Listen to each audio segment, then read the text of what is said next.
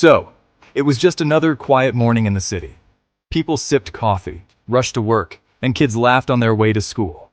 But, at 9:13 a.m., the earth roared. A 7.8 magnitude earthquake struck, violent, relentless. Buildings cracked, sirens wailed, streets buckled like paper.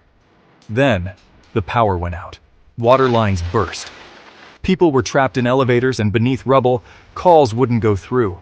Families were separated. Therefore, don't wait. Secure heavy furniture now. Keep an emergency kit.